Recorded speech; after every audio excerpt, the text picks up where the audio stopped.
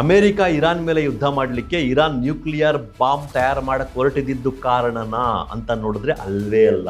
ಹಾಗೆ ನೋಡಿದ್ರೆ ನ್ಯೂಕ್ಲಿಯರ್ ಮೆಡಿಸಿನ್ಗಳ ಸಂಶೋಧನೆ ವಿಷಯದಲ್ಲಿ ಇಡೀ ಜಗತ್ತಿನ ಟಾಪ್ ಮೋಸ್ಟ್ ಕಂಟ್ರಿಗಳಲ್ಲಿ ಇರಾನ್ ಕೂಡ ಒಂದು. ತಾನು ಮಾಡಿದಂಥ ನ್ಯೂಕ್ಲಿಯರ್ ಮೆಡಿಸಿನ್ ಸಂಶೋಧನೆಯಿಂದ ಕ್ಯಾನ್ಸರ್ ಟ್ರೀಟ್ಮೆಂಟ್ ವಿಷಯದಲ್ಲಿ ಜಗತ್ತಿಗೆ ಒಂದು ದೊಡ್ಡ ಕೊಡುಗೆ ಕೊಡುವಂಥ ಶಕ್ತಿಯನ್ನು ಇರಾನ್ ಹೊಂದಿತ್ತು. ಹೋಗಲಿ, ಇರಾನ್ನಲ್ಲಿ ಧಾರ್ಮಿಕ ಸರ್ವಾಧಿಕಾರತ್ವ ಇದೆ, ಅದನ್ನು ಕೊನೆಗಾಣಿಸಿ ಪ್ರಜಾಪ್ರಭುತ್ವ ತರ್ತೀವಿ ಅನ್ನೋ ಕಾರಣ ಈ ಅಮೆರಿಕ ಹೇಳ್ತಾ ಇದೆಯಲ್ಲ, ಈ ಕಾರಣ ನಿಜನಾ ಅಂತ ನೋಡಿದ್ರೆ ಇದು ಕೂಡ ಕಾರಣ ಅಲ್ಲ. ಹಾಗಿದ್ರೆ ಅಮೆರಿಕ ಈ ಮಟ್ಟಕ್ಕೆ ಇರಾನ್ ಮೇಲೆ ಯುದ್ಧ ಮಾಡಲಿಕ್ಕೆ ಕಾರಣ ಏನು? ರಿಯಲ್ ಸೀಕ್ರೆಟ್ ಏನು?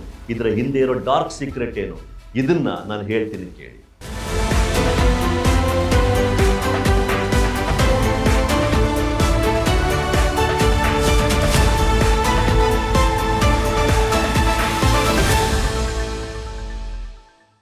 ಸ್ನೇಹಿತರೆ ನಮಸ್ಕಾರ.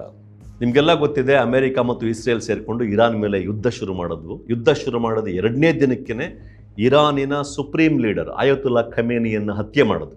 ಇದರ ರಿಟ್ಯಾಲಿಯೇಷನ್ ಆಗಿ ಇರಾನ್ ಇಸ್ರೇಲ್ ಮೇಲೆ ಅಟ್ಯಾಕ್ ಮಾಡ್ತು. ಇಸ್ರೇಲ್ ಮೇಲೆ ಅಷ್ಟೇ ಅಲ್ಲದೆ ಎಲ್ಲೆಲ್ಲಿ ಅಮೆರಿಕದ ಮಿಲಿಟರಿ ಬೇಸ್ಗಳಿದೆಯೋ, ಅದು ಬಹ್ರೇನ್ ಆಗಿರ್ಬೋದು, ಕುವೈತ್ ಆಗಿರ್ಬೋದು, ಖತಾರ್ ಆಗಿರಬಹುದು, ಸೌದಿ ಅರೇಬಿಯಾ ಆಗಿರ್ಬೋದು, ಎಲ್ಲೆಲ್ಲಿ ಅಮೆರಿಕದ ಮಿಲಿಟರಿ ಬೇಸ್ಗಳಿದೆಯೋ ಎಲ್ಲದ್ರ ಮೇಲೂ ಇರಾನ್ ಅಟ್ಯಾಕ್ ಮಾಡ್ತಾ ಇದೆ. ಅಮೆರಿಕ ಇಸ್ರೇಲ್ ಬಾಂಬರ್ಗಳು ಇರಾನ್ ಮೇಲೆ ಬಾಂಬ್ ಆಗ್ತಾ ಇರೋದು, ಇರಾನ್ ತನ್ನ ಮಿಸೈಲ್ಗಳನ್ನು, ಡ್ರೋನ್ಗಳನ್ನ ಅಮೆರಿಕದ ಮಿಲಿಟರಿ ಬೇಸ್ಗಳ ಮೇಲೆ ಮತ್ತು ಇಸ್ರೇಲ್ ಮೇಲೆ ಆರಿಸ್ತಾ ಇರೋದು ಈಗಲೂ ನಡೀತಾನೆ ಇದೆ. ಈ ರೀತಿ ಅಮೆರಿಕ ಮತ್ತು ಇಸ್ರೇಲು ಇರಾನ್ ಮೇಲೆ ಯುದ್ಧ ಮಾಡಲಿಕ್ಕೆ ಅವ್ರು ಹೇಳಿದಂಥ ಕಾರಣಗಳೇನು? ಎರಡು ಮುಖ್ಯ ಕಾರಣಗಳನ್ನ ಅವ್ರು ಹೇಳಿದ್ದನ್ನು ನೀವು ಗಮನಿಸಿದ್ದೀರ. ಮೊದಲನೇದಾಗಿ ಅಮೆರಿಕ ಹೇಳಿರ್ತಕ್ಕಂಥದ್ದು, ಇರಾನ್ ನ್ಯೂಕ್ಲಿಯರ್ ಬಾಂಬನ್ನು ತಯಾರು ಮಾಡ್ತಾ ಇತ್ತು, ಇನ್ನೊಂದು ತಿಂಗಳು ಬಿಟ್ಟಿದ್ರೂ ಕೂಡ ಅದು ತಾನು ನ್ಯೂಕ್ಲಿಯರ್ ಬಾಂಬನ್ನು ತಯಾರು ಮಾಡೇ ಬಿಡ್ತಾ ಇತ್ತು. ಹೀಗೆ ಮಾಡೋದ್ರಿಂದ ಇರಾನ್ ಇಡೀ ಜಗತ್ತಿನಲ್ಲಿ ಅತ್ಯಂತ ಅಪಾಯಕಾರಿ ರಾಷ್ಟ್ರ ಆಗ್ತಾ ಇತ್ತು. ಇಡೀ ಜಗತ್ತಿನ ಶಾಂತಿಗೆ ಭಂಗ ತರುವಂಥ ಶಕ್ತಿಯನ್ನು ಇರಾನ್ ಪಡೆದುಕೊಂಡ್ಬಿಡ್ತಾ ಇತ್ತು. ಅದನ್ನು ತಡೆಯೋಕ್ಕೋಸ್ಕರ ನಾವು ಇರಾನ್ ಮೇಲೆ ದಾಳಿ ಮಾಡ್ತಾ ಇದ್ದೀವಿ ಅಂತ ಅಮೆರಿಕ ಒಂದು ಕಾರಣ ಹೇಳುತ್ತೆ. ಇನ್ನೊಂದು ಕಾರಣ ಏನು ಹೇಳುತ್ತೆ, ಇರಾನ್ನಲ್ಲಿ ಒಂದು ಧಾರ್ಮಿಕ ಸರ್ವಾಧಿಕಾರಿ ಆಡಳಿತ ಇತ್ತು. ಅಲ್ಲಿ ಜನಗಳಿಗೆ ಯಾವುದೇ ಸ್ವಾತಂತ್ರ್ಯ ಇರಲಿಲ್ಲ, ಜನ ನರಳುತ್ತಾ ಇದ್ರು, ಅದರಲ್ಲೂ ಮಹಿಳೆಯರಂತೂ ಅತ್ಯಂತ ಕಷ್ಟದಲ್ಲಿದ್ದರು. ಹೀಗಾಗಿ ಇರಾನಿನ ಜನತೆಯನ್ನು ಆ ಸರ್ವಾಧಿಕಾರಿ ಆಡಳಿತದಿಂದ ಬಿಡುಗಡೆಗೊಳಿಸಿ ಅಲ್ಲಿ ಒಳ್ಳೆಯ ಪ್ರಜಾಪ್ರಭುತ್ವವನ್ನು ಸ್ಥಾಪಿಸುವ ದೃಷ್ಟಿಯಿಂದ ಈ ಅಟ್ಯಾಕ್ ನಡೀತಾ ಇದೆ. ಇದು ಒಂದು ಕಾರಣ ಅನ್ನೋದನ್ನು ಅಮೆರಿಕ ಹೇಳ್ತಾರೆ. ನಾವು ಈ ಎರಡೂ ಕಾರಣಗಳನ್ನ ಸೂಕ್ಷ್ಮವಾಗಿ ವಿಮರ್ಶೆ ಮಾಡೋಣ. ಇವೆರಡೂ ಕಾರಣಗಳನ್ನ ನೋಡಿ ಅರ್ಥ ಮಾಡ್ಕೊಳ್ಳೋಣ. ಮತ್ತು ಇವೆರಡೂ ಕಾರಣಗಳನ್ನ ಸೂಕ್ಷ್ಮವಾಗಿ ವಿಮರ್ಶೆ ಮಾಡಿದಾಗ ನಮಗೆ ಗೊತ್ತಾಗುತ್ತೆ ಇವೆರಡೂ ಕೂಡ ಕಾರಣ ಅಲ್ಲ. ಹಾಗಿದ್ರೆ ಅಮೆರಿಕ ಈ ಮಟ್ಟಕ್ಕೆ ಇರಾನ್ ಮೇಲೆ ದಾಳಿ ಮಾಡಬೇಕಾದ್ರೆ, ಈ ಮಟ್ಟಕ್ಕೆ ದಾಳಿ ಮಾಡಬೇಕು ಅಂತಂದರೆ ಇಲ್ಲಿ ಅಮೆರಿಕನೂ ಕೂಡ ಸಿಕ್ಕಾಬಟ್ಟೆ ಲಾಸನ್ನು ಅನುಭವಿಸ್ತಾ ಇದೆ, ನಷ್ಟವನ್ನು ಅನುಭವಿಸ್ತಾ ಇದೆ. ಹೀಗಿದ್ದರೂ ಕೂಡ ಇರಾನ್ ಮೇಲೆ ದಾಳಿ ಮಾಡಲಿಕ್ಕೆ ಇರುವಂಥ ರಿಯಲ್ ಸೀಕ್ರೆಟ್ ಏನು, ಅದರಿಂದ ಇರೋ ಡಾರ್ಕ್ ಸೀಕ್ರೆಟ್ ಏನು ಅನ್ನೋದನ್ನು ಕೂಡ ಇಲ್ಲಿ ತಿಳ್ಕೊಳ್ಳೋಣ. ನೋಡಿ, ಮೊದಲನೇದಾಗಿ ಇರಾನ್ ನ್ಯೂಕ್ಲಿಯರ್ ಬಾಂಬ್ ಮಾಡಿಬಿಡ್ತಾ ಇತ್ತು, ಅದಕ್ಕೋಸ್ಕರ ನಾವು ಅಟ್ಯಾಕ್ ಮಾಡ್ತಾ ಇದ್ದೀವಿ ಅಂತ ಅಮೆರಿಕ ಹೇಳ್ತಲ್ಲ. ಇರಾನ್ನು ನ್ಯೂಕ್ಲಿಯರ್ ರಿಸರ್ಚನ್ನು ಹಲವಾರು ವರ್ಷಗಳಿಂದ ಮಾಡ್ತಾ ಇದೆ. ಇವರು ಅಟಾಮಿಕ್ ಬಾಂಬ್ ತಯಾರು ಮಾಡೇ ಬಿಡ್ತಾರೆ ಅಂತ ಹೇಳ್ಬಿಟ್ಟು ಅಮೆರಿಕ ಅನೇಕ ವರ್ಷಗಳಿಂದ ಇರಾನ್ ಮೇಲೆ ಆರ್ಥಿಕ ದಿಗ್ಬಂಧನವನ್ನು ಹೇರುತ್ತೆ. ಮತ್ತು ಇಂಟರ್ನ್ಯಾಷನಲ್ ಅಟಾಮಿಕ್ ಏಜೆನ್ಸಿಯ ಸೈಂಟಿಸ್ಟ್ಗಳನ್ನ ಇರಾನ್ಗೆ ಕಳಿಸಿ ಅಲ್ಲಿ ಟೆಸ್ಟ್ ಮಾಡಿಸುತ್ತೆ. ಇವರು ಈ ನ್ಯೂಕ್ಲಿಯರ್ ಎನ್ರಿಚ್ಮೆಂಟ್ ಏನು ಮಾಡ್ತಾ ಇದ್ದಾರೆ, ಯುರೇನಿಯಂ ಎನ್ರಿಚ್ಮೆಂಟ್ ಏನು ಮಾಡ್ತಾ ಇದ್ದಾರೆ, ಅದನ್ನು ನ್ಯೂಕ್ಲಿಯರ್ ಬಾಂಬ್ ತಯಾರಿಸೋ ಮಟ್ಟಕ್ಕೆ ಮಾಡ್ತಾ ಇದ್ದಾರಾ ಅಥವಾ ಬೇರೆ ಉದ್ದೇಶಗಳಿಗೆ, ಅಂದರೆ ವಿದ್ಯುತ್ ಆಗಿರ್ಬೋದು, ನ್ಯೂಕ್ಲಿಯರ್ ಮೆಡಿಸಿನ್ ಆಗಿರ್ಬೋದು, ಈ ಉದ್ದೇಶಗಳಿಗೆ ಸೀಮಿತಗೊಳಿಸಿ ಮಾಡ್ತಾ ಇದ್ದಾರೆ ಅನ್ನೋದನ್ನ ಟೆಸ್ಟ್ ಮಾಡಲಿಕ್ಕೆ ಇಂಟರ್ನ್ಯಾಷನಲ್ ಅಟಾಮಿಕ್ ಏಜೆನ್ಸಿಯ ಇಂಜಿನಿಯರ್ಗಳನ್ನ, ಸೈಂಟಿಸ್ಟ್ಗಳನ್ನೆಲ್ಲ ಕಳಿಸಿತ್ತು. ಅನೇಕ ಬಾರಿ ಬಂದಿರತಕ್ಕಂಥ ರಿಪೋರ್ಟ್ ಏನು ಅಂತಂದರೆ ಇರಾನ್ನು ಆ ರೀತಿ ಅಟಾಮಿಕ್ ಬಾಂಬ್ ಮಾಡೋ ಕಡೆಗೆ ಹೋಗ್ತಾ ಇಲ್ಲ ಅಂತ. ಆದರೆ ಅವ್ರು ಏನೇ ರಿಪೋರ್ಟ್ ಕೊಟ್ಟರೂ ಕೂಡ ಅಮೆರಿಕ ಪದೇ ಪದೇ ಹೇಳ್ತಾ ಇತ್ತು ಇಲ್ಲ ಅವ್ರು ಅಟಾಮಿಕ್ ಬಾಂಬ್ ಮಾಡ್ತಾ ಇದ್ದಾರೆ ಅಂತ. ಇದಕ್ಕೋಸ್ಕರನೇ ಇರಾನ್ ಮೇಲೆ ಅನೇಕ ವರ್ಷಗಳಿಂದ ಆರ್ಥಿಕ ದಿಗ್ಬಂಧನವನ್ನು ವಿಧಿಸಿತ್ತು. ಈ ಕಾರಣಕ್ಕೆ ಇರಾನ್ ಹತ್ರ ಇಡೀ ಪ್ರಪಂಚದಲ್ಲೇ ಎರಡನೇದೋ ಮೂರನೇದೋ ಹೈಯೆಸ್ಟ್ ತೈಲ ನಿಕ್ಷೇಪ ಇದ್ದರೂ ಕೂಡ ಆ ಮಟ್ಟಕ್ಕೆ ಅವ್ರ ಆರ್ಥಿಕವಾಗಿ ಅಭಿವೃದ್ಧಿ ಆಗಲಿಕ್ಕೆ ಕಷ್ಟ ಆಗ್ತಾ ಇತ್ತು, ಜನ ಕಷ್ಟದಲ್ಲಿರೋ ಥರ ಆಗಿತ್ತು. ಈ ಕಾರಣದಿಂದ ಹೋಗಲಿ, ಈ ಅಮೆರಿಕ ಇರಾನ್ ಏನು ಅಟಾಮಿಕ್ ಬಾಂಬ್ ಮಾಡ್ಕೊಂಡ್ಬಿಡುತ್ತೆ, ಅದರಿಂದ ಇಡೀ ಜಗತ್ತಿನ ಶಾಂತಿಗೆ ತೊಂದರೆ, ಇದು ಅಪಾಯಕಾರಿ ಅಂತ ಅಮೆರಿಕ ಹೇಳ್ತಾ ಇದೆಯಲ್ಲ. ಈ ನ್ಯೂಕ್ಲಿಯರ್ ಬಾಂಬ್ ವಿಷಯಕ್ಕೆ ಸಂಬಂಧಪಟ್ಟ ಹಾಗೆ ಅಮೆರಿಕ ತನ್ನ ಮಾತಿನ ರೀತಿಯೇ ನಡ್ಕೊಳ್ತಾ ಇದೆಯಾ? ಮೊದಲನೇದಾಗಿ ಅಟಾಮಿಕ್ ಬಾಂಬನ್ನು ಪ್ರಯೋಗ ಮಾಡಿದ್ದೆ ಅಮೆರಿಕ, ಅದು ನಿಮಗೆಲ್ಲ ಗೊತ್ತಿದೆ. ಇನ್ನು ಎರಡನೇದಾಗಿ ಬರೋದಾದರೆ ನೋಡಿ, ಇಸ್ರೇಲ್ ಅನ್ನೋ ದೇಶ ಏನಿದೆ, ಆ ದೇಶದ ಹತ್ರ ನ್ಯೂಕ್ಲಿಯರ್ ಬಾಂಬ್ಸ್ ಇದೆ. ಅದ್ರ ಬಗ್ಗೆ ಅಮೆರಿಕ ಯಾವತ್ತಾದರೂ ಮಾತಾಡಿದೆಯಾ? ಮಾತಾಡಿಲ್ಲ. ಅದನ್ನು ಬಿಟ್ಬಿಡೋಣ, ನಮ್ಮದೇ ವಿಷಯಕ್ಕೆ ಬರೋಣ. ಭಾರತದ ಪಕ್ಕ ಪಾಕಿಸ್ತಾನ ಇದೆ, ಪಾಕಿಸ್ತಾನದ ಹತ್ರ ನ್ಯೂಕ್ಲಿಯರ್ ಬಾಂಬ್ಸ್ ಇದೆ. ನಮಗೆಲ್ಲ ಗೊತ್ತಿದೆ 1974ನಲ್ಲಿ ಇಂದಿರಾ ಗಾಂಧಿ ಅವರು ಪ್ರೈಮ್ ಮಿನಿಸ್ಟರ್ ಆಗಿದ್ದಾಗ ಪೋಖ್ರಾನ್ನಲ್ಲಿ ಮೊದಲನೇ ಬಾರಿಗೆ ನಾವು ಅಣುಬಾಂಬ್ ಸ್ಫೋಟವನ್ನು ನಡೆಸಿ ಅದರ ಒಂದು ಪ್ರಯೋಗವನ್ನು ಶುರು ಮಾಡಿದ್ವಿ. ಯಾವಾಗ ಇಂಡಿಯಾ ಶುರು ಮಾಡ್ತೋ ಪಾಕಿಸ್ತಾನನೂ ಕೂಡ ತಾನೂ ನ್ಯೂಕ್ಲಿಯರ್ ಬಾಂಬನ್ನು ಹೊಂದಬೇಕು ಅಂತ ತನ್ನ ಕೆಲಸವನ್ನು ಶುರು ಮಾಡ್ತು. ಪಾಕಿಸ್ತಾನದ ನ್ಯೂಕ್ಲಿಯರ್ ಬಾಂಬ್ ಜನಕ ಅಂತ ಹೆಸರಾಗಿದೆಯಲ್ಲ AQ ಖಾನ್ ಅವರು ಅನೇಕ ದೇಶಗಳಿಂದ ಅದಕ್ಕೆ ಸಂಬಂಧಪಟ್ಟಂಥ ಸೀಕ್ರೆಟನ್ನು, ಅದಕ್ಕೆ ಸಂಬಂಧಪಟ್ಟಂಥ ಟೆಕ್ನಾಲಜಿನ ತರುವ ಪ್ರಯತ್ನ ಪಡ್ತಾ ಇದ್ರು, ತರ್ತನೂ ಇದ್ದರು.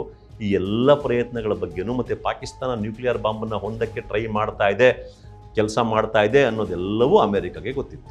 ಅಮೆರಿಕ ಮನಸ್ಸು ಮಾಡಿದ್ದಿದ್ರೆ ಪಾಕಿಸ್ತಾನ ನ್ಯೂಕ್ಲಿಯರ್ ಬಾಂಬ್ ಹೊಂದುವುದನ್ನು ಖಂಡಿತ ತಡೆಯಬಹುದಾಗಿತ್ತು. ಪಾಕಿಸ್ತಾನಕ್ಕೆ ಹೆದರಿಸಿದ್ರೆ ಸಾಕಿತ್ತು, ಒಂದು ಮಾತು ಬಿಗಿಯಾಗಿ ಹೇಳಿದರೆ ಸಾಕಿತ್ತು, ಪಾಕಿಸ್ತಾನ ಅಮೆರಿಕದ ಮಾತನ್ನು ಕೇಳಬೇಕಾಗಿತ್ತು.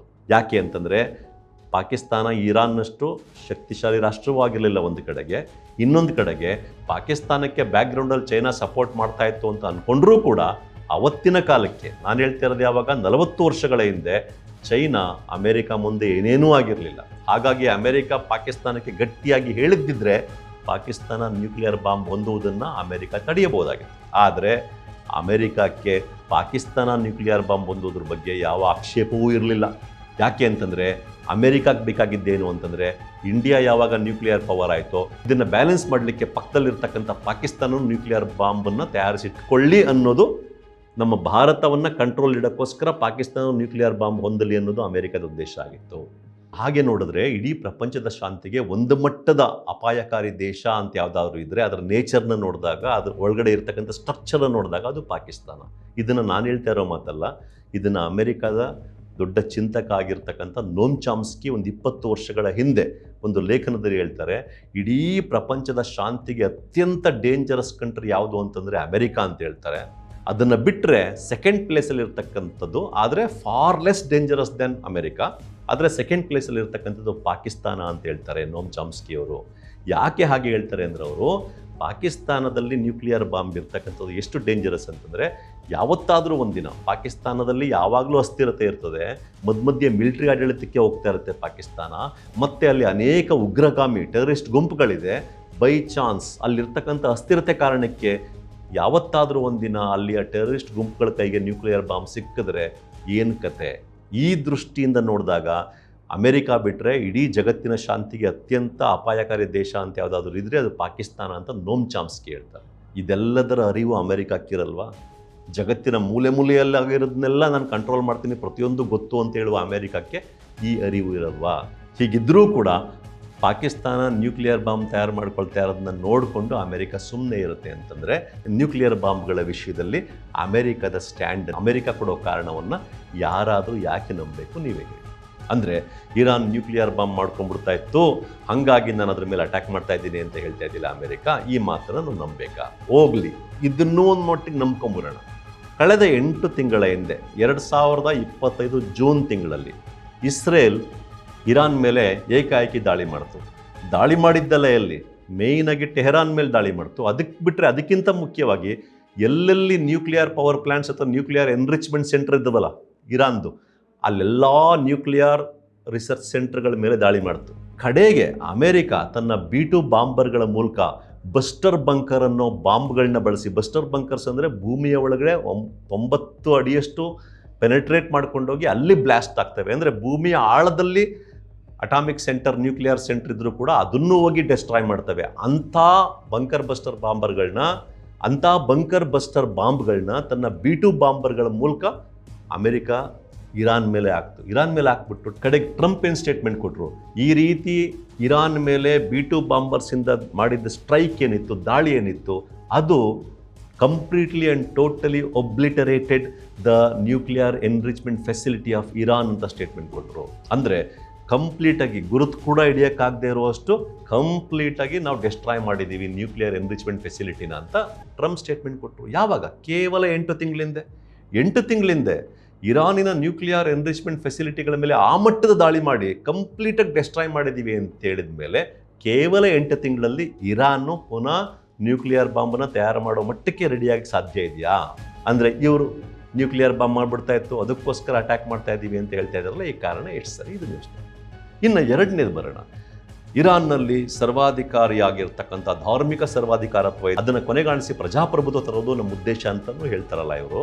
ನೀವು ನೆನಪಿಸ್ಕೊಳ್ಳಿ, ಹಾಗೆ ಇರಾಕ್ ನೆನಪಿಸ್ಕೊಳ್ಳಿ, ಲಿಬಿಯಾ ನೆನಪಿಸ್ಕೊಳ್ಳಿ. ಇರಾಕಲ್ಲಿ ಸದ್ದಾಮ್ ಹುಸೇನ್ ಇದ್ರು ಸರ್ವಾಧಿಕಾರಿ, ಲಿಬಿಯಾದಲ್ಲಿ ಗಡಾಫಿ ಇದ್ರು, ಅವರು ಸರ್ವಾಧಿಕಾರಿ. ಅವೆರಡರ ಮೇಲೆ ದಾಳಿ ಮಾಡುವಾಗ, ಇರಾಕ್ ಮೇಲೆ ದಾಳಿ ಮಾಡುವಾಗ ಏನು ಹೇಳಿದ್ರು, ಅವರು ಸರ್ವಾಧಿಕಾರಿ ಅಂತ ಒಂದು ಹೇಳಿದ್ರು, ಇನ್ನೊಂದು ಇರಾಕ್ನಲ್ಲಿ ವೆಪನ್ಸ್ ಆಫ್ ಮಾಸ್ ಡಿಸ್ಟ್ರಕ್ಷನ್ ಇದೆ ಅಂತ ಹೇಳಿದ್ರು. ಅಂದರೆ ವಿನಾಶಕಾರಿ, ಸಮೂಹ ವಿನಾಶಕಾರಿ ಅಸ್ತ್ರಗಳಿವೆ, ಅವು ಭಾಳ ಡೇಂಜರಸ್ಸು ಇಡೀ ಪ್ರಪಂಚಕ್ಕೆ, ಹಾಗಾಗಿ ಇರಾಕ್ ಮೇಲೆ ದಾಳಿ ಮಾಡ್ತಾ ಇದ್ದೀವಿ ಅಂತ ಹೇಳಿದ್ರು. ಸದ್ದಾಮ್ ಹುಸೇನನ್ನು ಕೊಂದಾಕಿದ್ರು. ಆದರೆ ಇರಾಕ್ ಹತ್ರ ಒಂದೇ ಒಂದು ವೆಪನ್ ಆಫ್ ಮಾಸ್ ಡಿಸ್ಟ್ರಕ್ಷನ್ ಇತ್ತು ಅಂತಲೂ ಇವ್ರಿಗೆ ತೋರ್ಸೋಕ್ಕಾಗಲಿಲ್ಲ. ಲಿಬಿಯಾದಲ್ಲಿ ಅವನು ಸರ್ವಾಧಿಕಾರಿ ಅಂತೇಳಿ ಗಡಾಫಿಯನ್ನು ಕೊಂದಾಕಿದರು. ಆದರೆ ಸದ್ದಾಮ್ ಹುಸೇನ್ ಇದ್ದಾಗ, ಗಡಾಫಿ ಇದ್ದಾಗ ಸರ್ವಾಧಿಕಾರಿಗಳೇ ಆಗಿದ್ದರು ಅವರು. ಜನರಿಗೆ ಅನೇಕ ರೀತಿಯ ಸ್ವಾತಂತ್ರ್ಯಗಳಿರಲಿಲ್ಲ.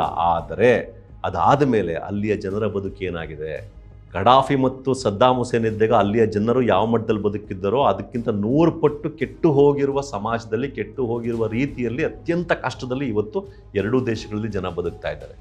ಇಡೀ ಬದುಕು ಚಿತ್ರಾನ್ನ ಆಗಿಬಿಟ್ಟಿದೆ, ಇಡೀ ಬದುಕು ಹಾಳಾಗೋಗಿದೆ ಅವೆರಡೂ ದೇಶಗಳಲ್ಲಿ.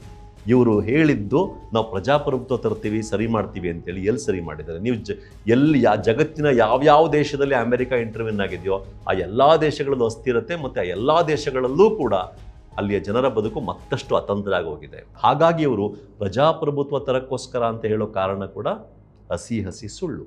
ಇದು ಹಸಿ ಹಸಿ ಸುಳ್ಳು ಅನ್ನೋದು ಇರಾನಿನ ಸ್ಟೋರಿಯನ್ನು ನೋಡಿದ್ರೆ ನಿಮ್ಗೆ ಗೊತ್ತಾಗುತ್ತೆ. ಹಾಗಾಗಿ ಇವರು ಪ್ರಜಾಪ್ರಭುತ್ವ ತರಕ್ಕೋಸ್ಕರ ಅಂತ ಏನು ಹೇಳ್ತಾ ಇದ್ದಾರಲ್ಲ, ಇದು ಕೂಡ ಹಸಿಯಾದ ಸುಳ್ಳೇ ಆಗಿದೆ.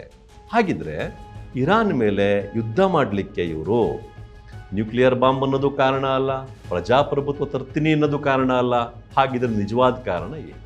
ನಿಜವಾದ ಕಾರಣ ಏನು ಅಂತಂದರೆ, ನೀವು ಇಡೀ ಇರಾನ್ನ ಕಡೆಯ 100 ವರ್ಷಗಳ ಸ್ಟೋರಿಯನ್ನು ನೋಡ್ಕೊಂಬಂದರೆ ಏನು ನಿಜವಾದ ಕಾರಣ ಏನು ಅಂತ ಗೊತ್ತಾಗುತ್ತೆ. ಆಗ ಅಮೆರಿಕದ ಈ ದುರುದ್ದೇಶ ಇದೆಯಲ್ಲ, ಈ ದುರುದ್ದೇಶ ಏನು ಅನ್ನೋದು ಅರ್ಥ ಆಗುತ್ತೆ. ನೋಡಿ, ಇರಾನ್ನಲ್ಲಿ 1913ನೇ ಇಸ್ವಿಲಿ ಮೊದಲನೇ ಬಾರಿಗೆ ತೈಲ ನಿಕ್ಷೇಪ ಸಿಗುತ್ತೆ. ಅಲ್ಲೇನು ತೈಲ ನಿಕ್ಷೇಪ ಸಿಗುತ್ತೆ ಅದನ್ನು ಹ್ಯಾಂಡಲ್ ಮಾಡ್ತಾ ಇದ್ದಿದ್ದು, ಮ್ಯಾನೇಜ್ ಮಾಡ್ತಾ ಇದ್ದಿದ್ದು ಆಂಗ್ಲೋ ಪರ್ಷಿಯನ್ ಅಂತ ಒಂದು ತೈಲ ಕಂಪನಿ. ಇವತ್ತಿನ ಬ್ರಿಟಿಷ್ ಪೆಟ್ರೋಲಿಯಂ ಇದೆಯಲ್ಲ, ಅವತ್ತಿಗೆ ಅದು ಆಂಗ್ಲೋ ಪರ್ಷಿಯನ್ ಕಂಪನಿ ಅಂತ ಹೆಸರಿನಲ್ಲಿತ್ತು. ಆ ಕಂಪನಿ ಇರಾನ್ನಲ್ಲಿನ ತೈಲ ನಿಕ್ಷೇಪಗಳನ್ನೇ ಹ್ಯಾಂಡಲ್ ಮಾಡ್ತಾ ಇತ್ತು. ಅಲ್ಲಿಂದ ತೈಲವನ್ನು ತೆಗಿಯೋದು, ಕ್ರೂಡ್ ಪೆಟ್ರೋಲಿಯಂ ತೆಗಿಯೋದು, ಅದನ್ನು ಪ್ರೋಸೆಸ್ ಮಾಡೋದು, ಬೇರೆ ಕಡೆಗೆ ಎಕ್ಸ್ಪೋರ್ಟ್ ಮಾಡೋದು, ಆ ಥರ ಮಾಡ್ತಾ ಇತ್ತು. ಅದರಿಂದ ಏನು ಹಣ ಬರ್ತಾ ಇತ್ತು, ಸಂಪಾದನೆ ಆಗ್ತಾ ಇತ್ತು, ಲಾಭ ಬರ್ತಾ ಇತ್ತು, ಅದರಲ್ಲಿ ತಾನು 85% ಅಷ್ಟು ಉಳಿಸ್ಕೊಳ್ತಾ ಇತ್ತು. ಇರಾನ್ ದೇಶಕ್ಕೆ ಅದು ಕೊಡ್ತಾ ಇದ್ದಿದ್ದು ಕೇವಲ 15%. ನೋಡಿ, ನೀವು ಗಮನಿಸಿ, ತೈಲ ನಿಕ್ಷೇಪ ಎಲ್ಲಿತ್ತು? ಇರಾನ್ನಲ್ಲಿತ್ತು. ಈ ಆಂಗ್ಲೋ ಪರ್ಷಿಯನ್ ಕಂಪನಿಯಲ್ಲಿತ್ತು, ಅದು ಇರಾನ್ನಲ್ಲೇ ಇತ್ತು. ಆದರೆ ಬಂದ ಲಾಭದಲ್ಲಿ ತೈಲ ಇರಾನ್ದು, ಜಾಗನೂ ಇರಾನ್ದೆ, ಆ ಕಂಪ್ನಿ ಆಪರೇಟ್ ಮಾಡ್ತಿದ್ದು ಇರಾನ್ನಲ್ಲೇ. ಆದರೆ ಬಂದ ಲಾಭದಲ್ಲಿ ಇರಾನಿಗೆ ಕೊಡ್ತಾ ಇದ್ದಿದ್ದು ಕೇವಲ 15%, 85% ಲಾಭ ತಾನೇ ಇಟ್ಕೊಳ್ತಾ ಇತ್ತು. ಹೀಗಾಗಿ ಇಡೀ ಜಗತ್ತಿನಲ್ಲಿ 2ನೇದೋ 3ನೇದೋ ಅತ್ಯಂತ ಹೆಚ್ಚಿನ ತೈಲ ನಿಕ್ಷೇಪ ಹೊಂದಿರತಕ್ಕಂಥ ದೇಶ ಇರಾನ್ ಆಗಿದ್ದರೂ ಕೂಡ ಅಲ್ಲಿ ಬಡತನ ಇತ್ತು, ಜನ ಕಷ್ಟದಲ್ಲಿದ್ದರು.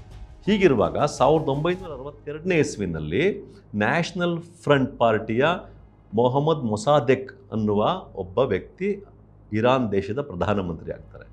ಅವರು ಪ್ರಧಾನಮಂತ್ರಿ ಆದ ತಕ್ಷಣ ಅವರಿಗೆ ಮೊದಲೇ ಗೊತ್ತಿರುತ್ತೆ ಇದು ಏನು ಆಗ್ತಾ ಇದೆ ತೈಲದ ವಿಷಯದಲ್ಲಿ ಅಂತ. ಅವರೇನು ಮಾಡ್ತಾರೆ, ಪ್ರಧಾನಮಂತ್ರಿ ಆದ ತಕ್ಷಣ ಇರಾನಿನ ಅಷ್ಟೂ ತೈಲವನ್ನು, ಅಷ್ಟೂ ಪೆಟ್ರೋಲಿಯಂ ಏನಿರುತ್ತೆ ಇಂಡಸ್ಟ್ರಿ, ಅದನ್ನು ನ್ಯಾಷನಲೈಸ್ ಮಾಡ್ತಾರೆ, ರಾಷ್ಟ್ರೀಕರಣಗೊಳಿಸ್ತಾರೆ.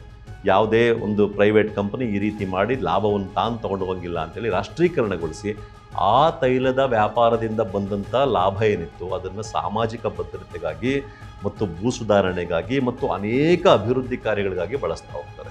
ಇದರಿಂದ ಏನಾಗುತ್ತೆ ಅಂತಂದರೆ ಇಡೀ ಇರಾನಿನ ಜನತೆಗೆ ಮೊಸಾದೆಕ್ ಮೇಲೆ ಅತ್ಯಂತ ಹೆಚ್ಚಿನ ಪ್ರೀತಿ ಬರುತ್ತೆ. ಈತ ಅತ್ಯಂತ ಹೆಚ್ಚಿನ ಜನಪ್ರಿಯ ನಾಯಕರಾಗ್ತಾರೆ. ಜನರಿಗೋಸ್ಕರ ಕೆಲಸ ಮಾಡ್ತಾ ಇರ್ತಾರೆ. ಪ್ರಜಾಪ್ರಭುತ್ವದ ರೀತಿಯಲ್ಲಿ, ಪ್ರಜಾಪ್ರಭುತ್ವ ಅಂದರೆ ಜನರಿಗೋಸ್ಕರ ಕೆಲಸ ಮಾಡೋದೇನಿತ್ತು ಅದನ್ನು ಮಾಡ್ತಾ ಬರ್ತಾರೆ ಮೊಸಾದೆಕ್. ಅವರು ತೈಲವನ್ನು ರಾಷ್ಟ್ರೀಕರಣ ಮಾಡಿ ಇಡೀ ಇರಾನಿನ ಜನತೆಗೋಸ್ಕರ ಕೈಗೊಂಡಂಥ ಅಭಿವೃದ್ಧಿ ಕಾರ್ಯಗಳು, ಜನಪರ ಕಾರ್ಯಗಳು ಹೇಗಿದ್ವು ಅಂತಂದರೆ, ಟೈಮ್ ಮ್ಯಾಗ್ಝಿನ್ನು ಆ ವರ್ಷ ಮೊಸಾದೆಕ್ ಅವ್ರನ್ನ ವರ್ಷದ ವ್ಯಕ್ತಿ ಅಂತ ಅನೌನ್ಸ್ ಮಾಡುತ್ತೆ. ಈ ಮಟ್ಟಿಗೆ ಅವರು ತೈಲವನ್ನು ರಾಷ್ಟ್ರೀಕರಣ ಮಾಡಿ ಅದರ ಮೂಲಕ ಬಂದಂಥ ಲಾಭದಿಂದ ಜನರ ಕೆಲಸವನ್ನು ಮಾಡ್ತಾ ಇದ್ದಂಥ ವ್ಯಕ್ತಿ. ಹಾಗಾಗಿ ಅತ್ಯಂತ ಪಾಪ್ಯುಲರ್ ಕೂಡ ಆಗಿರ್ತಾರೆ. ಆದರೆ ಯಾವಾಗ ಈ ರೀತಿ ಮೊಸಾದೆಕ್ ತೈಲದ ವಿಷಯದಲ್ಲಿ ರಾಷ್ಟ್ರೀಕರಣ ಮಾಡಿಬಿಟ್ರೋ, ಯಾವಾಗ ಈ ರೀತಿ ಎಲ್ಲ ಆಯಿತೋ, ಇರಾನಿನ ಇಡೀ ತೈಲ ತನ್ನ ಕೈ ತಪ್ಪಿ ಹೊರಟೋಯ್ತಲ್ಲ, ತನ್ನ ಕಂಟ್ರೋಲಿಂದ ಮಿಸ್ ಆಯ್ತಲ್ಲ, ಅದಕ್ಕೋಸ್ಕರ ಏನಾಗುತ್ತೆ, ಬ್ರಿಟನ್ಗೆ ಸಿಟ್ಟು ಬರುತ್ತೆ. ಬ್ರಿಟನ್ ಏನು ಮಾಡುತ್ತೆ, ಹೇಗಾದರೂ ಮಾಡಿ ತಾನು ಪುನಃ ಇರಾನಿನ ತೈಲದ ಮೇಲೆ ಕಂಟ್ರೋಲ್ ತೊಗೋಬೇಕು, ತನ್ನ ಕಂಪ್ನಿ ಮೂಲಕನೇ ಅದನ್ನು ಹ್ಯಾಂಡಲ್ ಮಾಡಬೇಕು ಅಂತೇಳಿ ಅಮೆರಿಕ ಹತ್ರ ಹೋಗುತ್ತೆ. ಅಮೆರಿಕ ಹತ್ರ ಹೋಗಿ ಈ ರೀತಿಯಾಗಿದೆ, ಈ ಮೊಸಾದೆಕ್ ಅನ್ನುವ ಪ್ರಧಾನಮಂತ್ರಿ ಇಡೀ ಇರಾನನ್ನು ಕಮ್ಯುನಿಸ್ಟ್ ರಾಷ್ಟ್ರವಾಗಿ ಕನ್ವರ್ಟ್ ಮಾಡ್ತಾ ಇದ್ದಾನೆ, ಹಾಗಾಗಿ ನಾವು ಅವನನ್ನು ಅಧಿಕಾರದಿಂದ ಇಳಿಸಬೇಕು ಅಂತ ಬ್ರಿಟನ್ ಅಮೆರಿಕನ ಕೇಳುತ್ತೆ. ಮೊದಲು ಅಮೆರಿಕ ಒಪ್ಪಲ್ಲ, ಆಮೇಲೆ ಒಪ್ಕೊಳ್ಳುತ್ತೆ. ಆಮೇಲೆ ಒಪ್ಕೊಂಡು ಈ ಕೆಲಸ ಮಾಡಬೇಕು ಅಂತ ತೀರ್ಮಾನವನ್ನು ಅಮೆರಿಕ ತಗೊಳುತ್ತೆ. ಆಗ ಅಮೆರಿಕದ ವಿದೇಶಾಂಗ ಕಾರ್ಯದರ್ಶಿ ಆಗಿದ್ದಂಥವ್ರು ಜಾನ್ ಫಾಸ್ಟರ್ ಡಲ್ಲೆಸ್ ಅವರೇನು ಮಾಡ್ತಾರೆ, ಅಮೆರಿಕದ CIA ಆದೇಶ ಕೊಡ್ತಾರೆ, ಹೇಗಾದರೂ ಮಾಡಿ ಇರಾನಿನ ಪ್ರಧಾನಮಂತ್ರಿ ಮೊಸಾದೆಕ್ ಅವ್ರನ್ನ ಅಧಿಕಾರದಿಂದ ಕೆಳಗಿಳಿಸಬೇಕು ಅಂತ. ಅವತ್ತಿನ ಕಾಲಕ್ಕೆ CIA ಚೀಫ್ ಆಗಿದ್ದಂಥ ಇದೇ ಜಾನ್ ಫಾಸ್ಟರ್ ಡಲ್ಲೆಸ್ ಇದ್ರಲ್ಲ, ಅವರ ಸಹೋದರ ಆಗಿದ್ದಂಥ ಆಲೆನ್ ಡಲ್ಲೆಸ್ ಅವರನ್ನು ಒಪ್ಕೊಳ್ತಾರೆ. ಒಪ್ಕೊಂಡು ಮೊಸಾದೆಕ್ಕನ್ನು ಅಧಿಕಾರದಿಂದ ಕೆಳಗಿಳಿಸೋ ಕೆಲಸ ಮಾಡೋಕ್ಕೋಸ್ಕರನೇ $10 ಲಕ್ಷ ಅದಕ್ಕೋಸ್ಕರ ತೆಗೆದಿಡ್ತಾರೆ, ಅದಕ್ಕೋಸ್ಕರ ಖರ್ಚು ಮಾಡಬೇಕು ಅಂತ ತೆಗೆದಿರ್ತಾರೆ. ಅವತ್ತಿನ ಕಾಲಕ್ಕೆ $10 ಲಕ್ಷ ತೆಗೆದಿರ್ತಾರೆ. ಸೊ ಅಮೆರಿಕ ಮತ್ತು ಬ್ರಿಟನ್ ಸೇರಿ ಮಾತಾಡಿಕೊಂಡು ಅಮೆರಿಕ ತೀರ್ಮಾನ ಮಾಡುತ್ತೆ, ತಾನು ಈ ಇರಾನಿನ ಪ್ರಧಾನಮಂತ್ರಿ ಮೊಸಾದೆಕ್ನ ಅಧಿಕಾರದಿಂದ ಕೆಳಗಿಳಿಸಬೇಕು ಅಂತ. ಅದಕ್ಕೆ CIA ಆದೇಶ ಕೂಡ ಕೊಡುತ್ತೆ. ಆದೇಶ ಕೊಟ್ಟಾಗ ಆರಂಭ ಆಗುವಂಥ ಆಪರೇಷನ್ ಹೆಸರೇ ಆಪರೇಷನ್ ಅಜಾಕ್ಸ್ ಅಂತೇಳಿ. ಈ ಆಪರೇಷನ್ ಅಜಾಕ್ಸ್ನ ಮೊದಲನೇ ಭಾಗವಾಗಿ ಅಮೆರಿಕದ CIA ಅಧಿಕಾರಿಗಳು ಮತ್ತು ಬ್ರಿಟನ್ನಿನ ಇದೇ ರೀತಿಯ ಸಂಸ್ಥೆ MI6 ಇದರ ಅಧಿಕಾರಿಗಳಿಬ್ಬರೂ ಲೆಬನಾನ್ ರಾಜಧಾನಿ ಬೈರೂತ್ನಲ್ಲಿ ಸಭೆ ಸೇರ್ತಾರೆ. ಆ ಸಭೆಯಲ್ಲಿ ಅವತ್ತಿಗೆ ಮಧ್ಯಪ್ರಾಚ್ಯ ಮತ್ತು ಆಫ್ರಿಕಾ ಇವೆರಡಕ್ಕೂ ಸೇರಿದಂಗೆ CIA ಕಡೆಯಿಂದ ಇನ್ಚಾರ್ಜ್ ಆಗಿದ್ದವರು ಯಾರು ಅಂತಂದರೆ ಅಮೆರಿಕದ ಮಾಜಿ ಅಧ್ಯಕ್ಷ ರೂಸ್ವೆಲ್ಟ್ ಅವರ ಮೊಮ್ಮಗ ಕಿಮ್ ರೂಸ್ವೆಲ್ಟ್. ಆತನನ್ನು ಕರೀತಾರೆ. ಆ ಮೀಟಿಂಗ್ನಲ್ಲಿ ಆತನಿಗೆ ಮೊಸಾದೆಕ್ನ ಕೆಳಗಿಳಿಸುವಂಥ ಜವಾಬ್ದಾರಿಯನ್ನು ಕೊಡ್ತಾರೆ. ಆ ಕಿಮ್ ರೂಸ್ವೆಲ್ಟು $10 ಲಕ್ಷ ಹಣದೊಂದಿಗೆ ಟೆಹರಾನಿಗೆ ಬಂದು ಇಳಿತಾನೆ. ಅಲ್ಲಿ ಬಂದು ಇಳಿದು ಅವತ್ತಿಗೆ ಇರಾನಿನ ರಾಜ ಆಗಿದ್ದಂಥ ಶಾನ ಭೇಟಿ ಮಾಡ್ತಾನೆ. ಶಾನ ಭೇಟಿ ಮಾಡಿ ಮೊಸಾದೆಕ್ನ ಕೆಳಗಿಳಿಸಬೇಕು ಅಂತ ತನ್ನ ಯೋಜನೆಯನ್ನು ಅವನು ಮುಂದೆ ಇಡ್ತಾನೆ. ಆದರೆ ಮೊಸಾದೆಕ್ ಅವತ್ತಿನ ಕಾಲಕ್ಕೆ ಅತ್ಯಂತ ಪಾಪ್ಯುಲರ್ ಆಗಿರ್ತಾನೆ. ಹಾಗಿರೋದ್ರಿಂದ ಅವನ ಪಾಪ್ಯುಲಾರಿಟಿ ಬಗ್ಗೆ ಗೊತ್ತಿದ್ದರಿಂದ ಶಾ ಈ ರಿಸ್ಕ್ ತೊಗೊಳಕ್ಕೆ ಒಪ್ಪಲ್ಲ. ಆಗೇನು ಮಾಡ್ತಾನೆ, ಈ ಕಿಮ್ ರೂಸ್ವೆಲ್ಟು ಶಾ ಸಹೋದರಿ ಒಬ್ರು ಇರ್ತಾರೆ, ಅವ್ರನ್ನ ಇಟ್ಕೊಂಡು ಅವ್ರಿಗೆ ಬೇಕಾದಷ್ಟು ದುಡ್ಡು ಕೊಟ್ಟು ಅನೇಕ ಕಾಸ್ಟ್ಲಿ ಗಿಫ್ಟ್ಗಳನ್ನೆಲ್ಲ ಕೊಟ್ಟು ಆತನ ಸಹೋದರಿನ ಕನ್ವಿನ್ಸ್ ಮಾಡ್ತಾನೆ. ಆಗ ಶಾ ಸಹೋದರಿ ಏನು ಮಾಡ್ತಾಳೆ, ತನ್ನ ಸಹೋದರ ಆಗಿದ್ದಂಥ ಅವತ್ತಿಗೆ ಇರಾನಿನ ರಾಜ ಆಗಿದ್ದಂಥ ಶಾನನ್ನು ಕನ್ವಿನ್ಸ್ ಮಾಡ್ತಾಳೆ. ಶಾ ಏನು ಮಾಡ್ತಾನೆ, ಮೊಸಾದೆಕ್ನ ಇಳಿಸ್ಬೇಕು ಅಂತೇಳಿ ಈ ಮೊಸಾದೆಕ್ ವಿರುದ್ಧ ಒಂದು ದಂಗೆ ಇಳಿಸಕ್ಕೆ ಟ್ರೈ ಮಾಡ್ತಾ ಇರ್ತಾನೆ. ಮೊಸಾದೆಕ್ಗೆ ಈ ವಿಷಯ ಗೊತ್ತಾಗುತ್ತೆ. ಗೊತ್ತಾದಾಗ ಮೊಸಾದೆಕ್ ಏನು ಮಾಡ್ತಾನೆ ಅಂತಂದರೆ ಇಡೀ ದೇಶದಲ್ಲಿ ಒಂದು ವೋಟಿಂಗ್ ನಡೆಸ್ತಾನೆ. ಏನಂತ ವೋಟಿಂಗ್ ನಡೆಸ್ತಾನೆ ಮೊಸಾದೆಕ್ ಅಂತಂದರೆ, ಸಂಸತ್ತನ್ನು ವಿಸರ್ಜನೆ ಮಾಡುವಂಥ ಹಕ್ಕು ಪ್ರಧಾನಿಗೆ ಇರಬೇಕೋ ಬೇಡವೋ ಅಂತ ಒಂದು ವೋಟಿಂಗ್ ನಡೆಸ್ತಾನೆ. ಆ ವೋಟಿಂಗ್ ನಡೆಸಿದಾಗ ಇಡೀ ಇರಾನ್ನಲ್ಲಿ 90% ಹೆಚ್ಚಿನ ಜನ ಮೊಸಾದೆಕ್ ಪರವಾಗಿ ವೋಟ್ ಹಾಕ್ತಾರೆ. ಆಗ ಶಾ ಏನು ಪ್ಲ್ಯಾನ್ ಮಾಡಿರ್ತಾನಲ್ಲ, ಶಾ ಪ್ಲ್ಯಾನ್ ಸಂಪೂರ್ಣವಾಗಿ ತಲೆ ಕೆಳಗಾಗುತ್ತೆ, ಯಾವ ದಂಗೆಯೂ ಆಗೋಲ್ಲ. ಹಾಗೇನಾಗುತ್ತೆ, ಶಾ ದೇಶ ಬಿಟ್ಟು ಓಡೋಗ್ತಾನೆ, ಇಟಲಿಗೆ ಓಡೋಗ್ತಾನೆ ಮತ್ತು ಮೊಸಾದೆಕ್ ಮುಂದುವರಿತಾನೆ. ಮತ್ತು ಅಮೆರಿಕದ CIA ಕೂಡ ವಾಪಸ್ ಬಂದ್ಬಿಡಿ, ಇದು ಬೇಡ ಅಂತ ಹೇಳ್ತಾರೆ. ಆದರೆ ಕಿಮ್ ರೂಸ್ವೆಲ್ಟ್ ಇರ್ತಾನಲ್ಲ, ಅವನು ಮಾತ್ರ ಹಠ ಬಿಡಲ್ಲ, ನಾನು ಇದನ್ನು ಸಾಧಿಸ್ತೀನಿ ಅಂತ ಆತ ಅಲ್ಲೇ ಉಳ್ಕೊಳ್ತಾನೆ. ಅಲ್ಲೇ ಉಳ್ಕೊಂಡು ಏನು ಮಾಡ್ತಾನೆ ಅಂತಂದರೆ ಇನ್ನೂ ಅಪಾಯಕಾರಿ ಯೋಜನೆ ಕೈ ಹಾಕ್ತಾನೆ. ಅತ್ಯಂತ ಹೆಚ್ಚಿನ ಮೊತ್ತವನ್ನು ಮೊಸಾದೆಕ್ ಬೆಂಬಲಿಗರು, ಮೊಸಾದೆಕ್ ವಿರೋಧಿಗಳು ಅನೇಕರಿಗೆ ಹಣ ಕೊಟ್ಟು ಅವ್ರನ್ನ ನಿಧಾನಕ್ಕೆ ಮೊಸಾದೆಕ್ ವಿರುದ್ಧ ಎತ್ಕಟ್ತಾನೆ. ಒಂದು ದೊಡ್ಡ ದಂಗೆ ಉಂಟಾಗುವಂಥ ಸನ್ನಿವೇಶವನ್ನು ಕ್ರಿಯೇಟ್ ಮಾಡ್ತಾನೆ. ಈ ಬಾರಿ ಪರಿಸ್ಥಿತಿ ಮೊಸಾದೆಕ್ ಕೈ ಮೀರೋಗ್ಬಿಡುತ್ತೆ. ದೊಡ್ಡ ದಂಗೆ ಆಗುತ್ತೆ, ಬೀದಿಗಳು ದಂಗೆ ಆಗುತ್ತೆ, ಮತ್ತು ದೊಡ್ಡ ಸಂಖ್ಯೆಯ ಜನರ ಜೊತೆ. ಆಗ ಜನರಲ್ ಆಗಿದ್ದಂಥ ಜನರಲ್ ಫಜಲುಲ್ ಜಹೇದಿ ಅನೇಕ ಜನರ ಜೊತೆ, ಇನ್ನೂ ಹಲವಾರು ಲೀಡರ್ಗಳ ಜೊತೆ ಈ ಮೊಸಾದೆಕ್ ನಿವಾಸ ಇರುತ್ತಲ್ಲ ಅದಕ್ಕೆ ದೊಡ್ಡ ಮಟ್ಟದಲ್ಲಿ ಮುತ್ತಿಗೆ ಹಾಕ್ತಾರೆ. ಅವತ್ತಿನ ಮಟ್ಟಿಗೆ ಮೊಸಾದೆಕ್ ಅವ್ರ ಕೈಯಿಂದ ತಪ್ಪಿಸ್ಕೊಳ್ತಾರೆ. ಆದರೆ ಮಾರನೇ ದಿನ ತಾವೇ ಬಂದು ಅನಿವಾರ್ಯವಾಗಿ ಜಹೇದಿ ಮುಂದೆ ಶರಣಾಗ್ತಾರೆ. ಅವ್ರನ್ನ ಅರೆಸ್ಟ್ ಮಾಡಲಾಗ್ತದೆ. ಆಮೇಲೆ ವಿಚಾರಣೆ ನಡೆಸಿ ಮೊಸಾದೆಕ್ಕೆ ದೇಶದ್ರೋಹಿ ಅಂತ ಪಟ್ಟ ಕಟ್ಟಿ ಅವರಿಗೆ 3 ವರ್ಷ ಜೈಲು ಶಿಕ್ಷೆ ಹಾಕ್ತಾರೆ. 3 ವರ್ಷ ಜೈಲು ಶಿಕ್ಷೆ ಕಳೆದ್ಮೇಲೆ ಬದುಕಿರೋ ತನಕ ಹೌಸ್ ಅರೆಸ್ಟ್ ಅಂತ ಮಾಡ್ತಾರೆ. ಅಂದರೆ ಅವ್ರು ಬದುಕಿರೋ ತನಕಲೂ ಅವ್ರನ್ನ ಗೃಹ ಬಂಧನದಲ್ಲಿ ಇಡ್ತಾರೆ. ಕಡೆಗೆ ಗೃಹ ಬಂಧನದಲ್ಲಿ ಇರುವಾಗಲೇ ಮೊಸಾದೆಕ್ 1967ನಲ್ಲಿ ಪ್ರಾಣ ಬಿಡ್ತಾರೆ.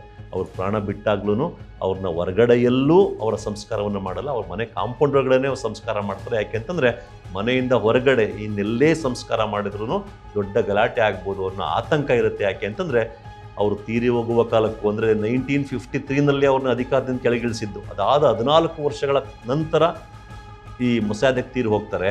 ಆಗಲೂ ಕೂಡ ಮೊಸಾದೆಕ್ಗೆ ಅತ್ಯಂತ ಹೆಚ್ಚಿನ ಜನಪ್ರಿಯತೆ ಇರುತ್ತೆ. ಅದಕ್ಕೆ ಹೆದರ್ಕೊಂಡು ಜನ ದಂಗೆ ಹೇಳ್ಬೋದು, ಹೊರಗಡೆ ಎಲ್ಲಾದರೂ ಅವ್ರು ಸಂಸ್ಕಾರ ಮಾಡಿದ್ರೆ ಅಂತ ಅವ್ರ ಮನೆ ಕಾಂಪೌಂಡ್ ಒಳಗಡೆ ಅವ್ರನ್ನ ಹೂತಾಕ್ಲಾಗ್ತದೆ. ಇದಾದ ಮೇಲೆ ಅವರ ಮನೆ ಕಾಂಪೌಂಡ್ ಒಳಗಡೆ ಅವ್ರನ್ನ ಹೂತಾಕ್ಲಾಗ್ತದೆ. ಇದ್ರ ಮಧ್ಯೆ 1953ನಲ್ಲಿ ಮೊಸಾದೆಕ್ನ ಕೆಳಗಿಳಿಸ್ಬಿಟ್ಟು ಯಾವಾಗ ಜಹೇದಿ ಪ್ರಧಾನಮಂತ್ರಿ ಆಗ್ತಾರೆ, ಆಗ ಕಂಪ್ಲೀಟಾಗಿ ಆಡಳಿತ ಕಂಟ್ರೋಲ್ ಎಲ್ಲ ಬ್ರಿಟನ್ ಕೈಗೆ ಹೋಗುತ್ತೆ. ಪುನಃ ಇರಾನಿನ ತೈಲ ನಿಕ್ಷೇಪಗಳೇನಿದ್ವು, ತೈಲ ಸಂಸ್ಕರಣಾ ಕೇಂದ್ರಗಳೇನಿದ್ವು ಅಷ್ಟನ್ನೂ ಕೂಡ ಬ್ರಿಟನ್ ಕಂಪ್ನಿಗಳ ಕೈಗೆ ಕೊಡಲಾಗ್ತದೆ. ಒಂದು ಮಟ್ಟಕ್ಕೆ ಮುಂದುವರಿಯೋ ದಾರಿನಲ್ಲಿ ಹೋಗ್ತಾ ಇದ್ದಂಥ ಇರಾನ್ ಮತ್ತೆ ಹಿಂದೆ ಉಳಿಯುತ್ತೆ. ತನ್ನಲ್ಲಿ ತೈಲ ನಿಕ್ಷೇಪ ಅಷ್ಟೊಂದಿದ್ರೂ ಕೂಡ ಅವುಗಳ ಕಂಟ್ರೋಲ್ ಎಲ್ಲ ಎಗೈನ್ ಬ್ರಿಟನ್ ಕಂಪ್ನಿಗೆ ಹೋಗುತ್ತೆ. ಬಹುಪಾಲು ಲಾಭ ಬ್ರಿಟನ್ ಕಂಪ್ನಿಗಳಿಗೆ, ಕೇವಲ ಬಿಡಿಗಾಸ್ ಮಾತ್ರ ಇರಾನ್ಗೆ. ಇದ್ರ ಮಧ್ಯೆ 1953-54ನಲ್ಲಿ ಅಮೆರಿಕ ಏನು ಮಾಡುತ್ತೆ, ತನ್ನ ಕೈಗೊಂಬೆ ಸರ್ಕಾರ ಇತ್ತಲ್ಲ ಇರಾನ್ನಲ್ಲಿ, ಜಹೇದಿ ಪ್ರಧಾನಮಂತ್ರಿ ಆಗಿದ್ರಲ್ಲ, ಅಲ್ಲಿ ನ್ಯೂಕ್ಲಿಯರ್ ರಿಸರ್ಚನ್ನು ಶುರು ಮಾಡಿಸ್ತಾರೆ. ಆ್ಯಕ್ಚುಲಿ ಈಗ ಬಂದು ಹೇಳ್ತಾ ಇದ್ದಾರೆ ಇರಾನ್ ನ್ಯೂಕ್ಲಿಯರ್ ಬಾಂಬ್ ಬಂದ್ಬಿಟ್ರೆ ಇಡೀ ಪ್ರಪಂಚಕ್ಕೆ ಅಪಾಯಕಾರಿ ಅಂತ ಅಮೆರಿಕ ಈಗ ಬಾಯಿ ಬಡ್ಕೊಳ್ತಾ ಇದೆ. ಆದರೆ 1953-54ನಲ್ಲಿ ಇರಾನ್ನಲ್ಲಿ ನ್ಯೂಕ್ಲಿಯರ್ ರಿಸರ್ಚನ್ನು ಶುರು ಮಾಡಿಸಿದ್ದೇ ಅಮೆರಿಕ. ಅದೂ ನಡೀತಾ ಇರುತ್ತೆ. ನ್ಯೂಕ್ಲಿಯರ್ ರಿಯಾಕ್ಟರ್ನ ಸ್ಥಾಪಿಸಲಾಗ್ತದೆ ಪ್ರಾಯೋಗಿಕವಾಗಿ, ಅದು ನಡೀತಾ ಇರುತ್ತೆ. ಮತ್ತು ಇಡೀ ತೈಲದ ಮೇಲಿನ ಕಂಟ್ರೋಲನ್ನು ಅಮೆರಿಕ ಬ್ರಿಟನ್ ಸೇರಿ ತಗೊಂಡು ಇಡೀ ದೇಶವನ್ನು ತಾವು ಆಲ್ಮೋಸ್ಟ್ ನಡೆಸ್ತಾ ಇರುತ್ತಲ್ಲ, ನಡೆಸೋದಕ್ಕಿಂತಲೂ ಹೆಚ್ಚಾಗಿ ಇಡೀ ದೇಶದ ಲಾಭವನ್ನು ತಾವು ತಗೊಂಡು ಈ ಕಡೆ ನ್ಯೂಕ್ಲಿಯರ್ ರಿಯಾಕ್ಟರ್ನು ಸ್ಥಾಪನೆ ಮಾಡಿ ನ್ಯೂಕ್ಲಿಯರ್ ರಿಸರ್ಚ್ ಕಡೆಗೂ ಅದನ್ನ ಪ್ರೋತ್ಸಾಹ ಕೊಡ್ತಾ ಬರ್ತಾ ಇರ್ತಾರೆ ತಮ್ಮದೇ ಲಾಭಕ್ಕೋಸ್ಕರ. ಆದರೆ 1967 ನಂತರ ಮುಂದಿನ 10 ವರ್ಷಗಳಲ್ಲಿ ಅಲ್ಲಿ ಅನೇಕ ಬದಲಾವಣೆಗಳಾಗಿ 1979ನಲ್ಲಿ ದೊಡ್ಡ ಇಸ್ಲಾಮಿಕ್ ಕ್ರಾಂತಿಯಾಗಿ ಅಧಿಕಾರ ಪೂರ್ತಿ ಖಮೇನಿ ಕೈಗೆ ಬರುತ್ತೆ. ಖಮೇನಿ ಕೈಗೆ ಬಂದ ಮೇಲೆ ಯಾವುದೇ ಹೊರದೇಶದ ಕಂಪ್ನಿಗಳಿಗೂ ಅಲ್ಲಿ ಬಿಡದೆ ತಮ್ಮದೇ ಅಧಿಕಾರವನ್ನು ಸ್ಥಾಪಿಸಿ ಇಲ್ಲಿ ತನಕ ಏನು ನಡೆಸ್ಕೊಂಬಂದ್ರು ಖಮೇನಿಯವರು, ಇದೆಲ್ಲ ನಿಮಗೆ ಗೊತ್ತಿದೆ. ನಾನು 1952-53 ಹಿಡಿದು 1967 ತನಕ ಏನಾಯಿತು, ಅದಾದಮೇಲೆ 1979ನಲ್ಲಿ ಮತ್ತೆ ಖಮೇನಿಯಲ್ಲಿ ಅಧಿಕಾರಕ್ಕೆ ಬಂದು ಇಸ್ಲಾಮಿಕ್ ರಾಷ್ಟ್ರವನ್ನು ಹೇಗೆ ಸ್ಥಾಪನೆ ಮಾಡಿದರು ಅಂತೆಲ್ಲ ಹೇಳಿದ್ನಲ್ಲ, ಇದು ಎಲ್ಲೋ ಕತೆ ಕಟ್ಟಿ ಹೇಳಿದ್ದಲ್ಲ. ಇದೆಲ್ಲವನ್ನೂ ಕೂಡ 1952-53ನಲ್ಲಿ ಇರಾನ್ನಲ್ಲಿ ಅಮೆರಿಕ ಮತ್ತು ಬ್ರಿಟನ್ ಸೇರಿಕೊಂಡು ಹೇಗೆ ಅಲ್ಲಿ ಬಂದಿದ್ದಂಥ ಪ್ರಜಾಪ್ರಭುತ್ವವನ್ನು ಕೊನೆಗಾಣಿಸ್ಬಿಟ್ಟು ತಮ್ಮ ತೈಲ ಕಂಪನಿಗಳಿಗೆ ಪುನಃ ಅಲ್ಲಿ ತೈಲ ನಿಕ್ಷೇಪ ಸಿಗಬೇಕು ಅನ್ನೋ ಕಾರಣಕ್ಕೋಸ್ಕರ ಏನೇನೆಲ್ಲ ಮಾಡಿದ್ರು. ನಾನು ಇಷ್ಟೆಲ್ಲ ಹೇಳಿದ್ನಲ್ಲ, ಇದೆಲ್ಲವೂ ಕೂಡ ಇನ್ನೂ ಅನೇಕ ವಿವರಗಳೊಂದಿಗೆ ಇದ್ದಿದ್ದಂತನ ಅಮೆರಿಕಾನೇ 2013ರಲ್ಲಿ ಎಲ್ಲ ವಿವರಗಳನ್ನ ಬಿಡುಗಡೆ ಮಾಡಿ ತನ್ನ ತಪ್ಪನ್ನು ಕೂಡ ಒಪ್ಕೊಳ್ಳುತ್ತೆ. ಇದಕ್ಕಿಂತ ಮುಂಚೆ 2000ನೇ ಇಸ್ವಿನಲ್ಲಿ ಈ CIA ಇಂದ ಲೀಕ್ ಆದಂಥ ಕೆಲವು ವಿಷಯಗಳನ್ನ ಆಧರಿಸಿ ನ್ಯೂಯಾರ್ಕ್ ಟೈಮ್ಸ್ನಲ್ಲಿ ಒಂದು ವರದಿ ಬರುತ್ತೆ. Clandestine service history, overthrow of premier Mossadegh of Iran, November 1952 to August 1953. ಈ ಹೆಸರಿನಲ್ಲಿ ನ್ಯೂಯಾರ್ಕ್ ಟೈಮ್ಸ್ನಲ್ಲಿ ಒಂದು ವಿಸ್ತೃತ ವರದಿ ಬರುತ್ತೆ. ಈ ವರದಿನಲ್ಲಿ ಕೂಡ ಅಣುವಾಗಿ ಪ್ರತಿಯೊಂದನ್ನು ತೆಗೆದಿಟ್ಟಿದ್ದಾರೆ. ನೋಡಿ, ಅಮೆರಿಕ ಪ್ರಜಾಪ್ರಭುತ್ವ ಇದ್ದಂಥ ಇರಾನ್ನಲ್ಲಿ ಅಲ್ಲಿದ್ದಂಥ ತೈಲ ನಿಕ್ಷೇಪ, ಅಲ್ಲಿದ್ದಂಥ ತೈಲ ಸಂಪತ್ತು ತನಗೆ ಸಿಗಬೇಕು ಅನ್ನೋ ಕಾರಣಕ್ಕೆ ಪ್ರಜಾಪ್ರಭುತ್ವ ತುಂಬ ಚೆನ್ನಾಗಿ ನಡೀತಾ ಇದ್ದಂಥ ಇರಾನ್ನಲ್ಲಿ ಹೇಗೆ ಪ್ರಜಾಪ್ರಭುತ್ವವನ್ನೇ ನಾಶ ಮಾಡಿ ಮತ್ತೆ ಸರ್ವಾಧಿಕಾರ, ಅದರ ಮೂಲಕ ತೈಲವನ್ನು ಹೇಗೆ ಕಂಟ್ರೋಲ್ ಮಾಡ್ತು ಅನ್ನೋದನ್ನು ನೀವು ಗಮನಿಸಿ. ಇದು ನಡೆದಿರ್ತಕ್ಕಂಥ ಘಟನೆ ಇರಾನ್ನಲ್ಲಿ. ಇದಕ್ಕೆ ಸಾಕ್ಷಿಗಳಿದೆ. ಕಡೆಗೆ ಅಮೇರಿಕಾನೇ ಒಪ್ಕೊಂಡಿದೆ, ಹೌದು ಈ ರೀತಿ ನಡೀತು ಅಂತ. ಅಮೇರಿಕ 2013ರಲ್ಲಿ ಎಲ್ಲ ವಿವರಗಳನ್ನು ಬಿಡುಗಡೆ ಮಾಡಿ ತನ್ನ ತಪ್ಪನ್ನು ಕೂಡ ಒಪ್ಕೊಂಡಿದೆ. ಇಷ್ಟೆಲ್ಲವನ್ನು ಗಮನಿಸ್ತಾ 2 ಮುಖ್ಯ ವಿಷಯವನ್ನು ಗಮನಿಸಿ. ಮೊದಲನೇದು, ಅಮೆರಿಕ ಏನು ಹೇಳ್ತಾ ಇದೆ, ಇರಾನ್ ನ್ಯೂಕ್ಲಿಯರ್ ಬಾಂಬ್ನ ಮಾಡಿಬಿಡ್ತಾ ಇತ್ತು, ಅದಕ್ಕೆ ನಾನು ಅಟ್ಯಾಕ್ ಮಾಡಿದೆ ಅಂತ ಅಮೆರಿಕ ಹೇಳ್ತಾ ಇದೆ ಅಲ್ವಾ. ಅದಕ್ಕೆ ಸಂಬಂಧಪಟ್ಟಂಗೆ ಇಸ್ರೇಲ್ ಬಗ್ಗೆ ಮಾತಾಡಿದ್ವಿ, ಅದಕ್ಕಿಂತ ಹೆಚ್ಚಾಗಿ ಪಾಕಿಸ್ತಾನದ ಬಗ್ಗೆ ಮಾತಾಡಿದ್ವಿ. ಇಲ್ಲಿ ನೋಡಿದ್ರೆ ಅಮೆರಿಕಾನೇ ಇರಾನ್ನಲ್ಲಿ ನ್ಯೂಕ್ಲಿಯರ್ ರಿಸರ್ಚನ್ನು, ನ್ಯೂಕ್ಲಿಯರ್ ರಿಯಾಕ್ಟರ್ನ ಫಸ್ಟು ಸ್ಟಾರ್ಟ್ ಮಾಡಿದೆ 1953-54ಅಲ್ಲೇ.